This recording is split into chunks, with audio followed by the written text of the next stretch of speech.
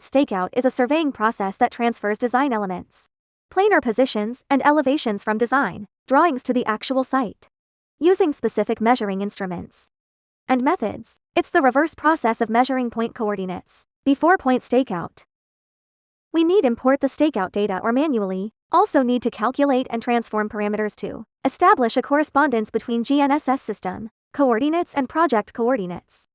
Add and define the stakeout data. Next, we'll use Kilichain Focux 3 to perform point stakeout. Step 1. Connect the instrument and cores to obtain a fixed solution. Step 2. Perform parameter transformation calculations.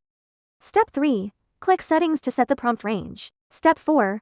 Click Point Stakeout, select the desired point, and click Apply to enter the Point Stakeout interface. You can move the point using the indicator arrows once within the prompt range. After measuring the current point, you can click on the previous or next point. Clicking on the point stakeout record will show the points of stakeout, and clicking on Export will export the result of stakeout. That concludes today's point stakeout tutorial. See you next time.